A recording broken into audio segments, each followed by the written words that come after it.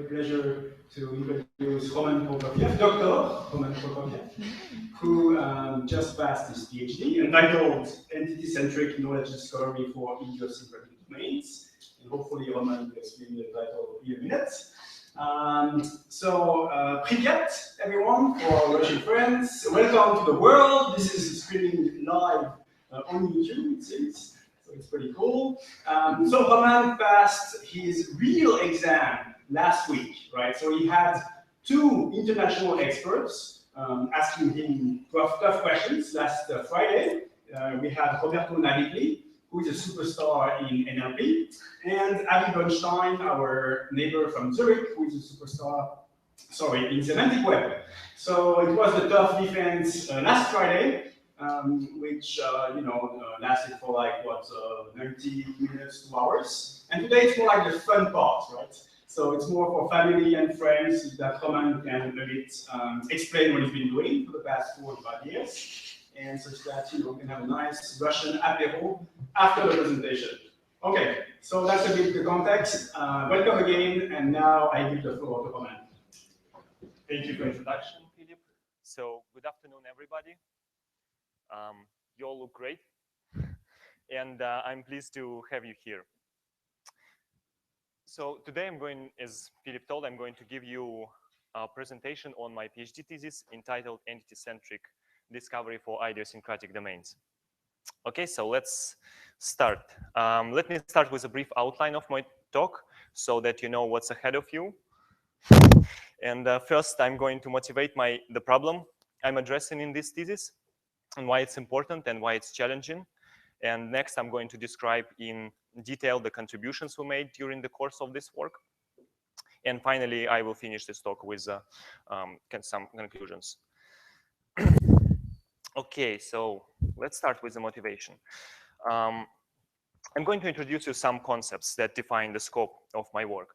So in my work, we did the distinction between two types of data that exist. So we defined structured data and unstructured data. So let's start with the structured data. So structured data is essentially the data that adheres to a certain schema.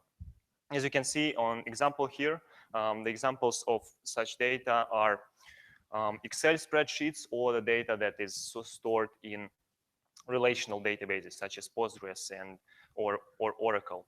Or it can be also semantic data, marked up as in HTML with schema.org. So basically this data that has certain structure. And the next type of data is unstructured data. And this kind of data is largely based on natural language content. So these examples of such data include web pages, social media content report, or other HTML pages or emails.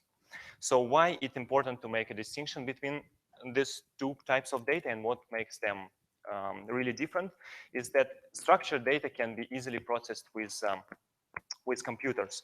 So computers can process structured data because it has a certain schema and can make insights from this data. So we can compute aggregations of them and other types of queries. While for unstructured data can be processed by humans in individual parts, in individual pieces, but it's extremely hard and inefficient for humans to basically process large amounts of unstructured data and makes insights from it. That's why it's important to understand unstructured data, right? And as was found by IBM, 80% of the data of the web is unstructured data. So unstructured data presents really large content, really large portion of the data on the web. And it grows extremely fast, as you can see from the graphs here. It grows much faster than any structured data. So it's really important to make insights from such data.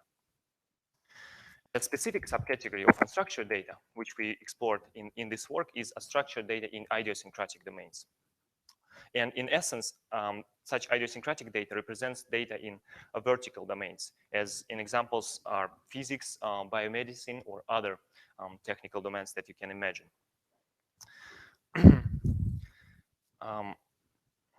And this means that the knowledge cannot be easily extracted from such idiosyncratic domains using conventional methods and conventional general purpose knowledge bases. And we need new and more efficient methods to extract this kind of data. Okay, let's define the problem more formally. So the goal of this thesis was to develop better methods and applications to mine information from idiosyncratic domains. And how it is done in particular, this we extract and discover the data by a set of specific tasks that I'm going to describe next. So these are basically the core tasks of any knowledge extraction system that needs to be addressed in order to develop knowledge extraction and discovery system. So in particular, these tasks are named entity recognition, entity disambiguation and linking, and coreference resolution. And I'll talk now more in detail about each one of these tasks. So let's start with named entity recognition. Essentially, named entity recognition defines the task of identifying a certain entity mentions inside the document. And these entity mentions are basically mentions of so-called entities. So things that exist independent of the document, independent of the context. And canonical types of such entities include people, organizations, and locations, although the types may vary for specific application. The second task of knowledge extraction and discovery is entity disambiguation and linking. And as you might know, the natural language content is ambiguous, which means different, the same words in the text can refer to a different entities. As an example here, you can see that the word Washington can refer to George Washington, first president of the United States. It can refer to a Washington state, or it can refer to a Washington, D.C., a capital of the United States. And what is extremely interesting about this particular case is that Washington can be also a metonym for the federal government of the United States. So the thing that represents when you refer to a government of the country in general. And this can be extremely hard for a computer to understand such reference. And the third knowledge extraction task that we address is coreference resolution. And coreference resolution task defines that given a document, we want to identify all entity mentions in a document that basically refer to the same entity. So an example you see here that Xi Jinping is being further referred to with he, and the Chinese president and Barack Obama is further referred to as US president. And what we want to do with coreference resolution is want to automatically identify all mentions that refer to the same entities and produce the clusters for each single document. Okay, so let me give you an overview of the contributions that we did during this work. So during this work, we published a number of papers on each one of those tasks that I described you before. And they were published in the top tier conferences in our domain, such as World Wide Web Conference and International Semantic Web Conference. And next, I'm going to spend most of the time on the most recent works that we did, and I will briefly talk about other two works towards the end of my presentation. So let's start with the first one, named entity recognition. So in this particular task that we were addressing, in this work is the named entity recognition task. But for the case of idiosyncratic data of scientific papers, and what we wanted to achieve here is to extract all scientific concepts from paper. Yeah, to extract all scientific concepts from paper. So in the example, you see here that dark matter is a concept, standard model is a concept. So this is some article from astrophysics, and we want to extract all such cases from the document automatically. So how do we do this? The problem with traditional methods is that contrary to traditional methods, we cannot really identify such scientific concepts in the documents using some syntactic features, as these documents are not clearly separated in the content, such that they are not capitalized or any other highlighted in the document. And we neither can use traditional knowledge bases, which don't contain most of them the concepts that we want to identify. So we cannot simply do a string matching with them. And what we decided to do here is to first reduce the number of phrases that we want to analyze from the complete document with a statistical filtering algorithm, with a candidate preselection. And then we want to classify a relatively small number of candidates with a supervised method. Okay, so how do we do this in detail? We formulate our problem as a binary classification task, and we proceed with two-step classification. First, we extract candidate named entities using frequency filtering algorithm, and then we classify candidate named entities using a supervised classifier. And this allows us to reduce the candidate selection allows us to significantly reduce the number of phrases to classify. So let's look at these two steps in more detail, or let's first look at the pipeline. So our system receives PDF documents of scientific papers on the input at the system. Then we do some pre-processing, such as lemmatization, to bring words to their canonical form. And then we extract n-grams and do our candidate selection routine. And for all the candidates that were extracted, we then extract the features from the text, train a supervised classifier, and then we are able to process new documents with this classifier and extract named entities from them. So let's look at the candidate pre-selection step. So the goal here is to pre-select the candidate. So how do we do this? We basically start with a small phrases, such as bigrams, from the documents, and we collect the frequencies of these bigrams from the documents. This way, so you can see here dark matter. So these are just few examples. Initially, many more are extracted, but as we go, we enforce a certain threshold on the amount of, on the frequency of the n-grams we want to classify. And then what we do, we proceed with merging such n-grams together to form a larger n-grams. And we again enforce the frequency threshold. This way, we create our candidate n-grams, which are basically some repeating phrases in the document. So they are not yet true named entities, but this allows us, again, as I said, to significantly reduce the number of candidates of the number of phrases that we want to classify in the document. Yeah, and then basically we discard the concept that didn't participate in any concepts, thus again reducing the number of phrases to classify. So after the candidate selection step, we have something like this. So here in the document, you can see highlighted some true named entities that we discover further and some not named entities, but that were still present in the document from the candidate selection. But as you can see, the number of phrases that exists here is much smaller than the total number of phrases in the document, which allows us to efficiently train a supervised classifier to extract named entities. So how did we do the classification in our approach? So we used forests of decision trees, state-of-the-art machine learning algorithm, and we used the following feature families for our classifiers. Our features were based on part of speech tags and their derivatives, on external knowledge bases, and DVPD relation graphs, and some syntactic features. So I won't go into detail in all of these features, but I just highlight the most interesting one. And as a data set for evaluation, for our work, we use two collections from different idiosyncratic domains. One is computer science, and another is from high energy physics domain, where we selected randomly hundreds of articles from each one of those domains, and we made our collection together with the labeled data available online for future research purposes. So let's look at the particular feature that we used to train our classifier.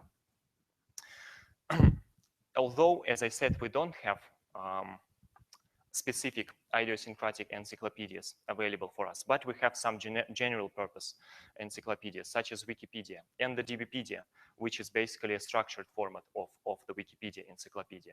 And what this encyclopedia contains, it contains all labels of entities with their synonyms. However, not all of them are scientific concepts that we are interested in. And what we do here, we stem from the idea that documents are centered around certain topics. So if this is a document about physics, then the majority of the entities in this document will be about physics. So what we did here is that after we matched concepts, candidates that we extracted from documents with encyclopedia, we then connected them through relations in this DBpedia to form a graph inside the DBpedia. And we designed a feature which is based on the number of the entities that are connected through DBpedia graphs. So the connected components inside the graph.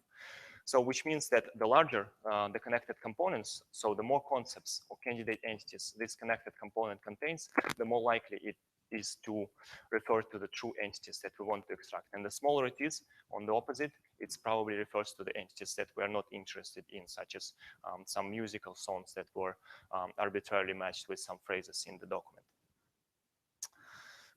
Okay, and in experiment evaluation, so we wanted to first look at the importance score of the features to see what are the most important features for our classifier to confirm or reject our theory, whether our semantic features make sense. And then we also compared our method with the state-of-the-art maximum entropy method. Okay, so let's look at the ranking list for the features that we created. So there are other features listed here, but what I want to emphasize is that for both collections, for both computer science and physics collection, our features based on connected components extracted from DBpedia were both ranked in top for both classifiers.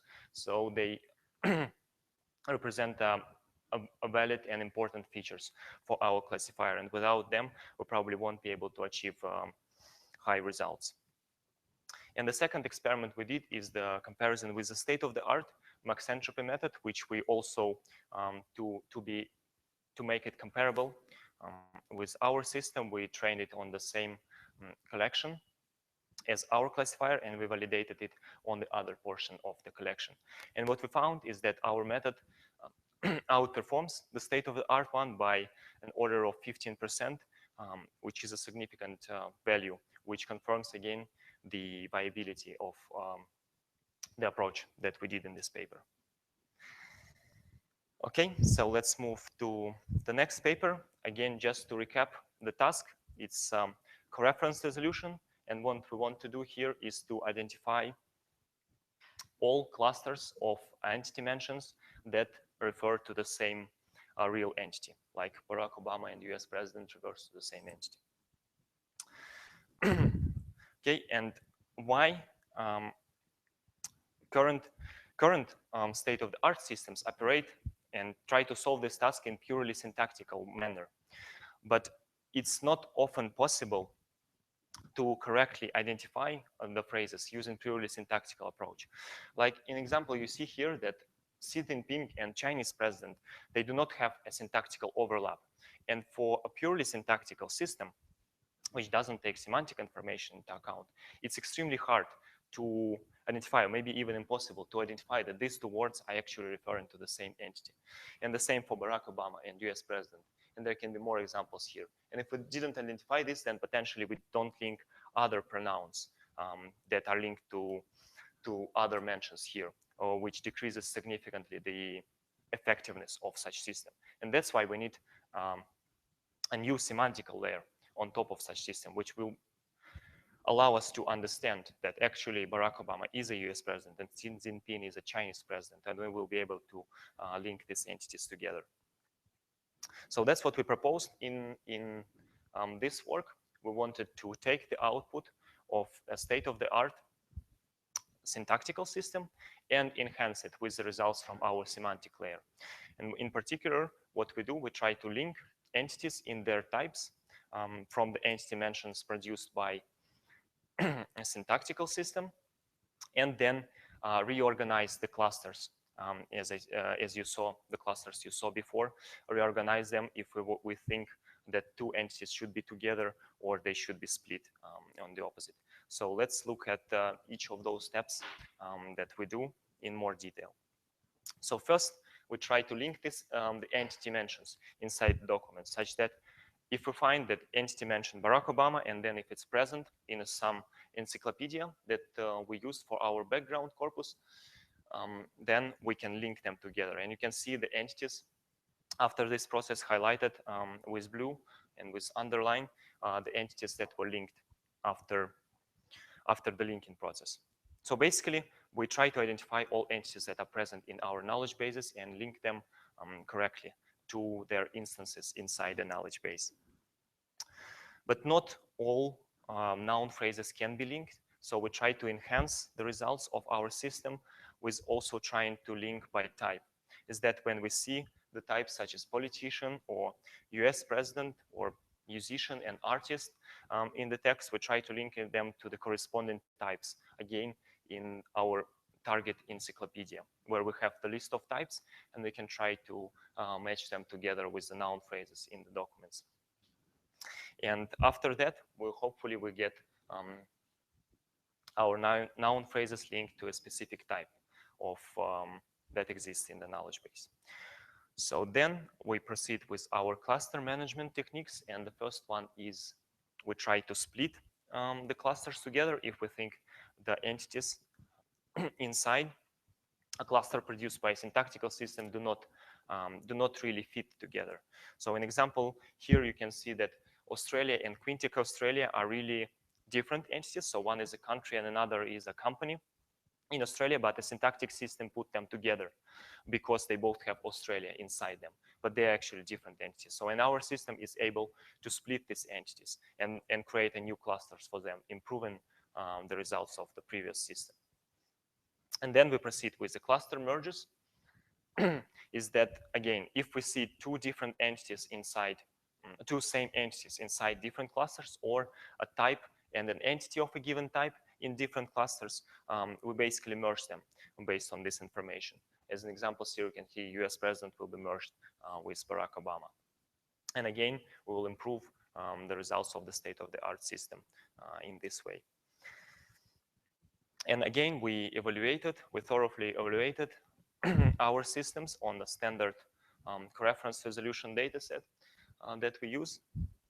And for the experimental results, we could see that our system outperformed by an order of 10 to 15% in different tasks. We evaluated cluster splits and merges separately. And in both cases, our system were able to outperform the state-of-the-art system significantly. And what is interesting here, what I'm showing you, is that for cluster splits, the performance on noun-only clusters is more significant because at the moment we don't have ways to split the pronouns inside the clusters with our system, because we cannot really link pronouns to any entities. And this still results in the hands of the syntactic system to resolve the pronouns. And this is something that can be addressed in the future work. But in general, overall, we outperform in both cases significantly. Okay, so that was the major part. And let me now do a brief overview of other two works that we did. We addressed also the task of entity linking and disambiguation for idiosyncratic domains. As you remember, texts are ambiguous, and the same word can refer to a multitude of entities. And what we did here is that we tried from already present unambiguous concepts in the document that are highlighted green here. We try to understand which concepts they are more connected with inside our ontology here.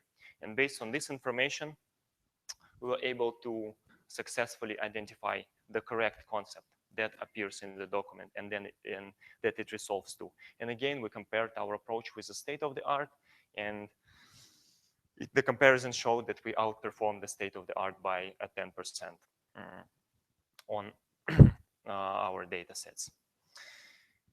Okay, so then we also worked on to integrate kind of this all of these approaches into one single system that makes a good use of them. And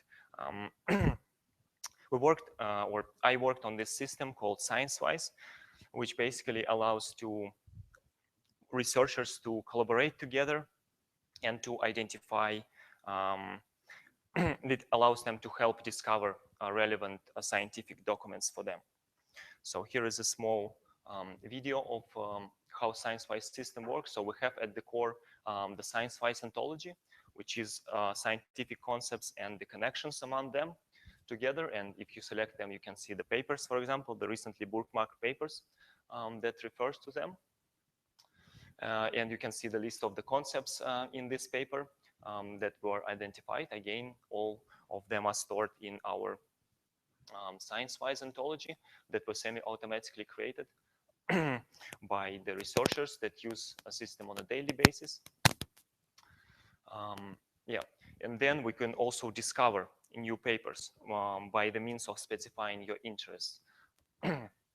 Like, for example, you can define your interests, the concepts that you're interested in, which can be either picked up manually. You can either select them manually, as you will see now, or they can be also identified from the papers that you are interested in, or that, for example, you wrote. And then the system will be able to automatically pick up such concepts. And basically, it allows to, yeah, and then you are presented with a list of papers that match this concept best. So then you can discover something that is really important for you basically on a daily basis. Yeah, and you can also view a particular article that you are interested in. Okay, so this was what we did in this thesis, and now I want to talk a bit about why it is important to have all this knowledge extraction and discovery systems. And why it's important is that one example here is that it allows us really to automatically process unstructured documents in bulk.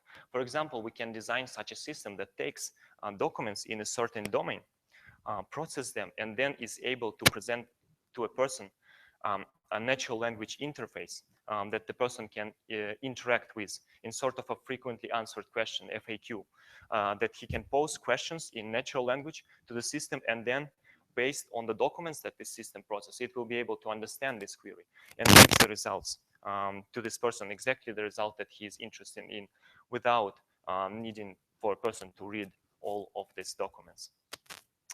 And what is more recent is that maybe you heard there was a so-called ROS intelligence, which is basically an artificial intelligence lawyer, which is based on the IBM Watson technology.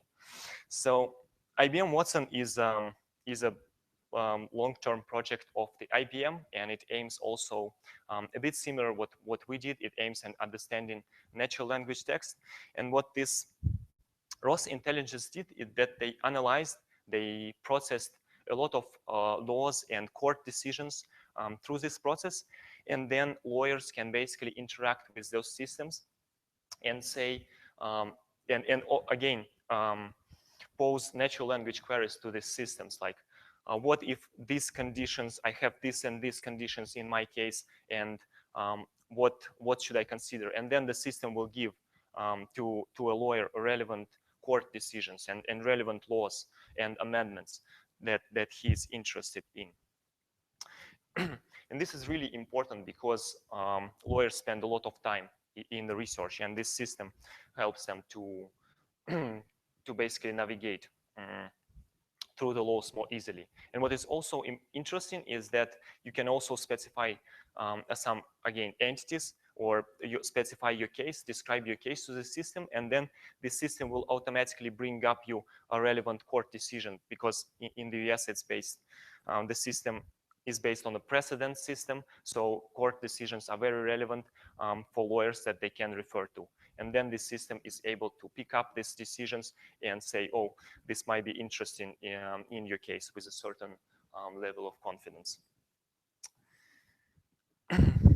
Okay, so to conclude, we demonstrated the importance of knowledge discovery in idiosyncratic domains with real systems. So we saw science-wise, and I also gave you other examples in other idiosyncratic domains, such as law. And we improved entity recognition and entity disambiguation in idiosyncratic domains by leveraging domain-specific ontologies. And we also improved coreference resolution by incorporating semantic information into state-of-the-art model. Thank you. So thank you for your attention.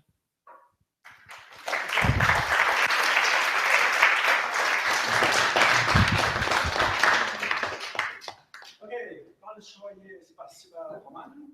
We have Thank you. time for questions, and you can ask your questions in English, in Russian, in French, in all that is on. It's up to you, and we answer all of them.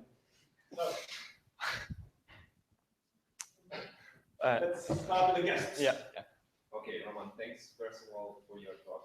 Very interesting, and thanks for the level which you put like not so high. So I'm not from computer science, so I managed to understand something. So, but maybe you can clarify to me some things. Like, for instance, you were speaking only about English processing, right? So, what if we change the language and we go to French or I don't know, to Russian, which has a completely different placement? So, does that? Yeah. So that's a very interesting question. So again, the tools that we use are mainly targeted for English language, such as, for example, natural language parsers, but increasingly they're getting more and more development for other languages as well.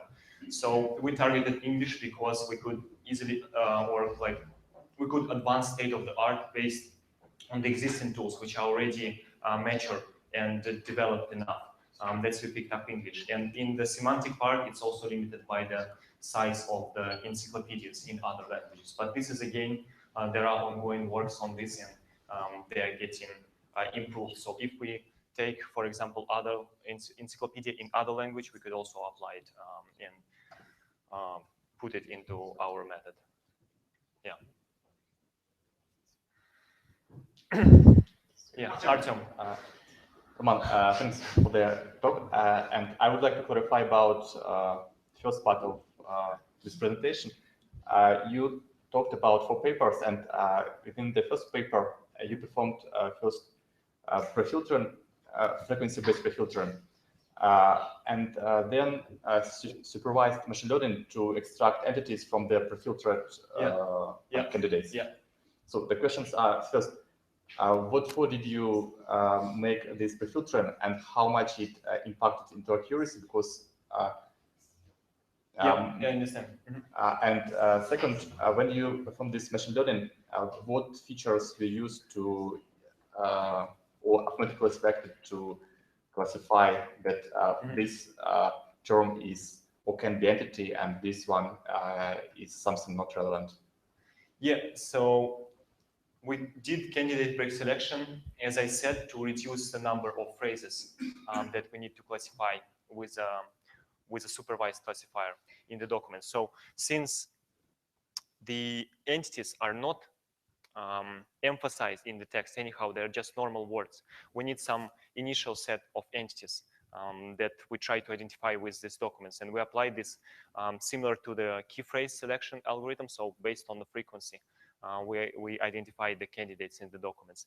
And answering the question how it impacted the performance of the classifier, so we can only impact the recall because we just limit the number with this preselection of the classifier, and we related it on several documents, and it showed not a significant drop in recall that we are able to identify. And the details, I don't remember the exact numbers here, but they are in our paper. And for the second question, so I talked about only one feature based on the connecting components, but again, we used many more features based on part of speech text and syntactic features. and other encyclopedias, but I didn't talk about them. But again, all the features thoroughly described in the paper. So, excellent. Further question? Yes. Yeah. Question about the selection process. So at some point you are doing the selection of phrases, but you also put away some of the words and phrases. So what is the approximate error, or that you rubbish the correct phrase or correct word? Have you did some estimation on this? Yes, so I think it's the kind of similar question to Artyom, to the first one. So yeah, it basically we can definitely drop some relevant entities, but this did not have a major impact on the performance of the classifier. So I don't have exact numbers at the moment, but but in this case, you have to somehow extend the text. I mean, if you have a small text, probably you have a big impact of these dropped phrases. yeah, so But if you yeah, we used a large collection on a similar topic to extract them. So we kind of concatenated all different texts, artificially increasing it, and that was the idea. Yeah, because from one document you can really drop a lot because you might not have enough frequency, but with a lot of documents you can really increase the recall as well. Thanks for the question. So many questions. Julia. Okay, thanks. Thanks a lot for the presentation. Yeah, my question's been kind of similar to the first one, since it was described with all these thresholds. So clearly, because I didn't read the paper yet, I have to ask questions just to get. So I was actually wondering, you didn't maybe explain well for me. When you've been doing merging of those engrams, have you been merging like optimistically, or you've been actually verifying that those merged phrases? Yeah. And then let's say whatever the way you've been doing, what was the complexity of this thing? For example, are you going further, like maybe 100,000 engrams? What's going to be the performance? Yeah, that's a very nice question. So the first question is that no, we will not version them optimistically. Of course, we will verify if those trigrams actually exist in the document, and we updated the frequencies accordingly. And as for the complexity, so we were going up to the 5 gram engrams, 5 word length, basically phrases, because we were not able to identify any phrases, any relevant entities that had the higher length of this. And I think the performance was quadratic, but I'm not sure exactly, but something like this. Yeah, you mentioned still interesting to see the like false negatives. Yeah. And that one like yeah, sure, go. Easy, simple question. So when you showed the graph at the very beginning, structured and unstructured, so why do you separate emails? Is it Why do we put them into unstructured? no, I think it's like separate category. Separate category. Well, it's kind of unstructured to me because emails are largely textual data, so that's why it's also unstructured data. But on the graph, there's a separation, so it's like you mean that with both, it's like structured and unstructured, or? On which graph? Like it was just the first graph from IBM. So it was just. Well, it was so I didn't plot these graphs myself. It just was the separation. It was from ACM communications paper, so they did this separation. So I didn't redraw this graph myself. That's why. Yeah. Okay. Yeah. Did it? Yeah. Thanks a lot for the nice work. I have a question concerning the co-reference resolution. Okay. Since you don't know the cost, right? So it's like an example. So you use like semantic information, like entities that you link first to like correct the co-reference resolution, right? And what do you think about trying to solve co-reference resolution and entity linking at the same time? Entity linking? Yes, the same problem. So, like, can co-reference resolution help entity linking? I'm composing like a blank word. Yeah. So it can definitely help entity linking. For example, I didn't read this, but on the slides I wrote how coreference resolution can help in other methods. And for example, coreference resolution, if we know more information about entities, so we were able to identify more entity mentions of the same entity inside different concepts, we can identify more precisely the type of this entity, for example, or more words, disambiguating words with this entity appears together. And this way we can also improve the entity linking with them, since we have more context for this entity to disambiguate, and then improve the coreference resolution back. Yeah. Alberto. Thanks for the talk, Roman. So, just out of curiosity, have you tried to run your entity linking methods for idiosyncratic domain in normal text, like on news articles or any other text? If so, did you get any? No, we didn't run this on other text, but this can be definitely something interesting to do. Okay. One last question. Yeah. Thanks. Roman, and if you return again to the first paper, how did you... To the first part? Yeah, to the first part. What about ground truth?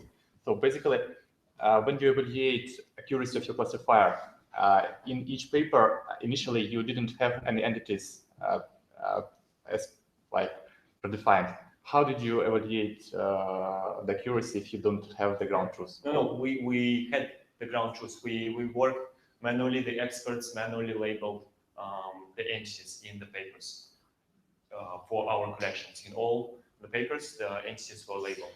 And that's where we trained and tested on them separately. Okay. Yeah. And again, this is available on our GitHub, basically, website, on this collection. Excellent. More questions? Okay, it's never ended. What is the difference between the, let's say, Google Scholar for the moment? Because it seems like they are doing the same stuff. You mean between ScienceWise and Google Scholar? Yeah, so your approach and because... Yeah, so it's very similar, but again, I'm not 100% sure how Google Scholar works, but I'm not sure it works basically on entities. Maybe now, yes, but before it was using the keywords. You could not search papers by entities. You need to use keywords. And in ScienceWise, you can really see which papers have these entities with this ambiguation. And this is something that is really not possible with Google Scholar. Yeah. Sure. One more question on the performance. So, if I got it correctly, it's what is the speed of your calculations, and what's the performance basically? In which work? In which work? In the selection, for instance. Candidate preselection.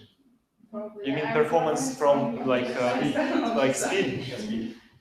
Yes, so I think it's mostly limited by as we tested by the extraction of content from the PDF documents. So the system works quite fast. I think, again, it's quadratic, I think, the performance. The algorithm itself is quadratic based on the number of candidates that were identified. From n is the number of candidates were identified, but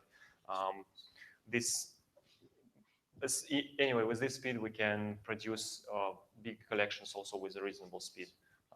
And we can easily parallelize them based on the documents, like run this algorithm on different machine for different documents. Yeah. Excellent. More questions? Yeah, Michel. Thanks. Could this be used for other sources of data? I mean, other type of data? Because here you analyzed text. And I was thinking, could we imagine to apply this algorithm, for example, to music scores to classify music in terms of atmospheres that you could find in the music, for instance? Well, so again, our algorithms are mostly relevant to text because we have also quite a number of syntactic features and our particular encyclopedias based on text. But in general, the machine learning methods can be applied to any tasks that requires sort of this classification that you asked about. And yeah, definitely. So we can try to, or it's a type of machine learning, but more specialized. yeah. And I'm sure you can do machine learning on music for Yeah, sure. no, that's for sure. I mean, I'm not arguing with this. You can do machine learning on everything, but I don't think we can use the same kinds of features. So we need a different sort of features for other tasks. Okay. Yeah. Okay. Okay. No more questions? Yeah, because I feel the pressure with everybody asking twice. Yeah, so we actually a small follow-up on the previous questions. Actually, yeah, so you've been working with the text clearly, but then how would you use, so let's imagine that you would have some additional information, like even incorporate the time, how those keywords text being published, depending on the, so I'm just thinking of the case, let's say you want to do something fun with some telephone company, and they have logs, calls, text, times, whatever, locations. Like Telefonica. Yeah, for example. Okay. And how would you generalize, how would you combine this type of data to produce, let's say, similar type of analysis? But are you able to really have access? I mean, given that, can you have access to really the documents? Like, at least can computer read these messages, or? Let's make, well, yeah, for example. Well, basically, I would say we can combine both this information from the text and simply use other structure. This is probably, other information is more structured than unstructured, as I understand. So like the time of the call or time of the message. So I think we can combine it at the level of the classifier, depending again on the task, and then train it for a specific task that we are interested in. Or if we want to do clustering, use this information in the clustering, for example, unsupervised. But we can also extract more, more structured features from time, like the day also, and the particular hour, can be more fine-grained that we can extract from the time. So you need to like craft the features. Yeah, I think we still need to craft features for this kind of challenge. Yeah. What about deep learning? Well, I think, you need a lot of label data for deep learning, and for this kind of information, I don't see any sort of label data. Well, again, I don't know the tasks that can be solved, but it can be definitely applied if you have a large collection. So with textual data, it's easy with deep learning because you basically have a lot of data for free. It's just text. For something more complex, if you don't have a lot of label data, you need to have other machine learning classifiers, not based on neural networks. Yeah. Okay. I think we have an issue. Your work is too interesting. There is too many good questions. So let's continue. Go Okay. ahead. You have some question in your pocket? Is the classification time sensitive? Because I think if we refer now as Barack Obama has been the US president, that wasn't the case 10 years ago. So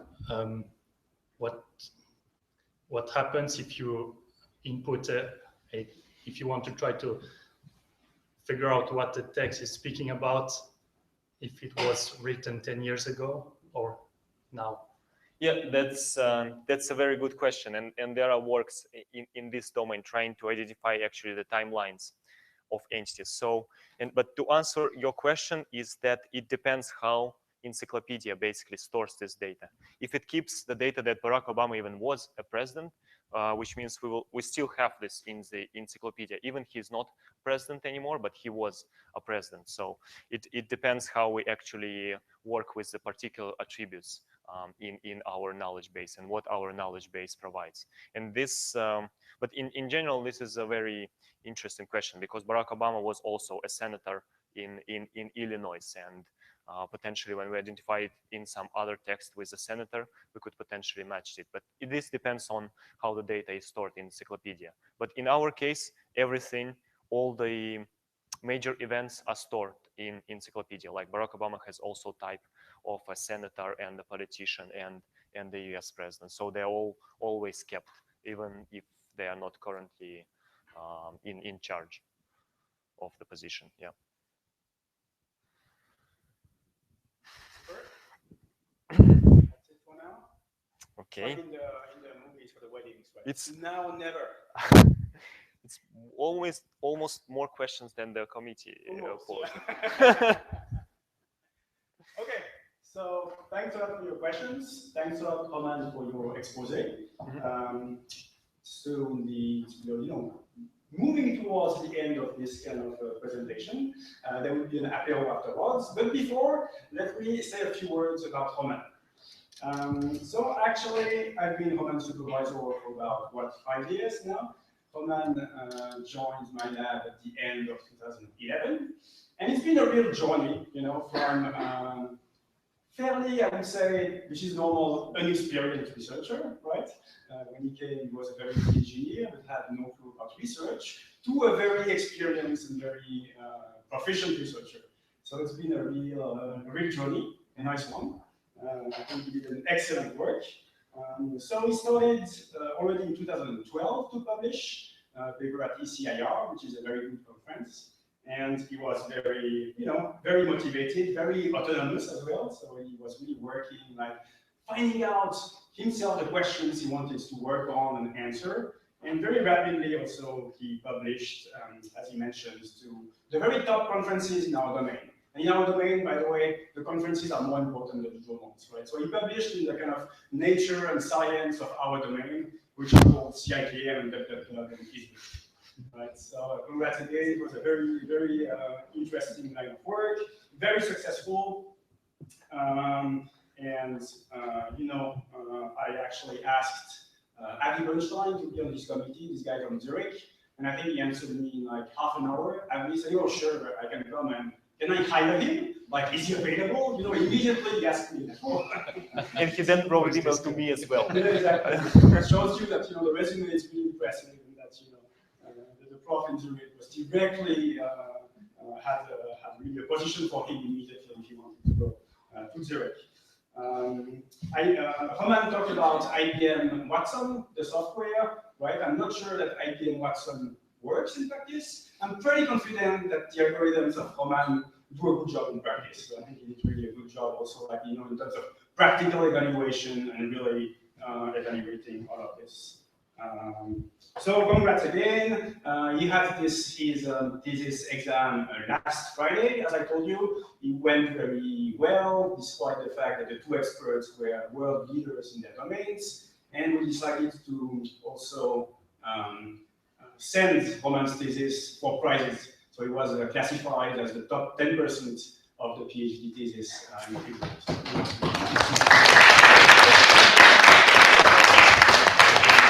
Okay, so this, in addition to that, let me say a few words about Roman and his social interactions. So it's been a real pleasure to work with him. No, really, I mean it.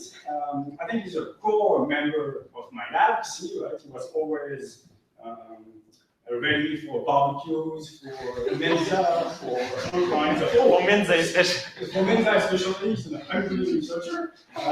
Also very active in terms of all kinds of, activities, like recently soccer tournaments, which went pretty fine in the end. I don't know. So very active socially, very, I think, respected in the lab. Students also liked to work with him. He did a number of supervision of master's theses. The last one on translating apps, right, which is a very nice piece of work, but the other ones were also very nice, so very successful also in terms of mentoring students and explaining things to other people. Also, one thing I would like to highlight is that I think, and I say this in a positive way, right? I think he's become more Swiss than Swiss citizens, right? He has really adapted to the Swiss way of life, and I think he feels a bit at home here, and I really enjoy this as well. So, bottom line is, it's been a real pleasure to work with Roman. I think he did a splendid job. I'm not the only one thinking this, so congrats again. Right now, you might know that he's been joining this very nice company, Fertig. Perhaps there are some Fertig people here. They are revolutionizing Swiss transport, so I think it's also a super interesting venture.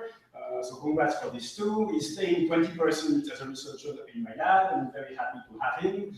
So, I think we have this pretty kind of vague saying in the US, sky is the limit. But I think for Roman, it applies. So, congrats. Thanks. And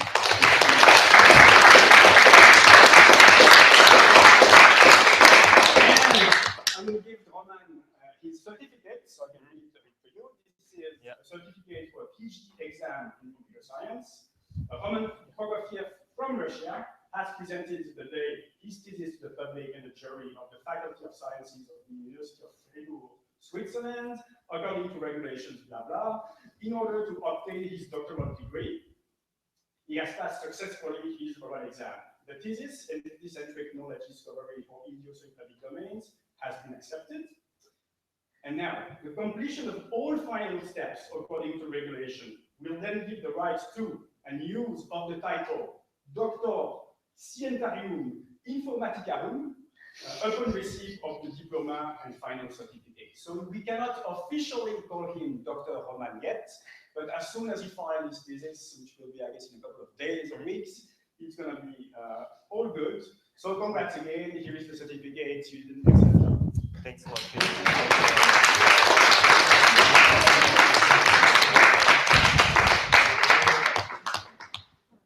Okay, so there is one more thing. So thanks a lot, Philip, for your kind words. But I also wanted to say something about our lab and about Philip. So I think I was one of the first students of his lab after Jaleel and Marcin. And I think it's really amazing, the environment that Philip created here since immediately the inception of the lab. I want to say that Philip really helps us, the PhD students, and he was really embracing our own ideas and guiding us to the goal of properly executing and evaluating our ideas. And he was helping us not only in research, but also in terms of getting to know Switzerland, all kind of interesting events. We receive this information from Philip on a daily basis, and it's very exciting to be the part of his lab. So thank you, Philip. I'd like to thank also Alberto, my permanent office mate. So we shared an office together for more than 4 years now. It's almost more than I spent with my wife. So, and Alberto was really open to any discussions in our office, and we had really interesting time together, and also worked in a number of papers together, and it was really exciting to work with Alberto. So thank you. I'd like to also thank Jaleel, with whom we also published a number of papers, and who actually helped me a lot during the preparation for my private defense with the thesis. He helped me a lot, and I used actually his thesis while writing my thesis. I used his thesis as a state-of-the-art thesis in our lab and in general, so it was really helpful as well. So thanks to you. And I'd like to also thank Gianluca De Martini. He is not here today. He was a postdoc at our lab when I joined. He's now at Sheffield University as a professor, and he also helped me a lot in the beginning of my PhD. I was guiding how to properly execute the research and write papers. and guided me through the process of properly doing the research.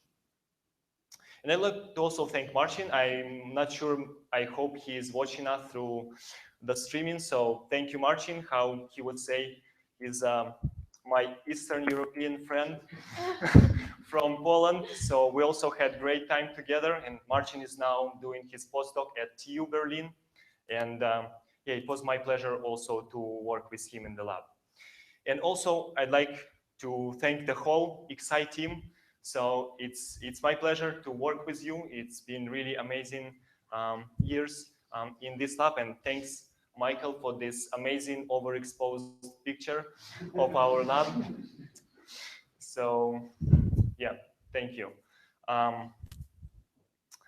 Next, I'd like to thank also my family, in particular my mother, who I know put a lot of effort into me, and my brother. She's also here today, maybe even sacrificing too much for this, but I'm immensely grateful to her for doing this. Also, I'd like to thank my beautiful and brilliant wife, who is also here today. She always supported me during my research and always helped me even in some research-related activities, and we actually worked together. Oh well, she also used some part of my work in her master thesis, which was also very interesting and exciting. So thank you, and of course to all of you, my friends. It's yeah. So I just like to thank you for all being here. I mean, you are amazing. It's my pleasure to have you here. So thanks a lot for sharing these moments.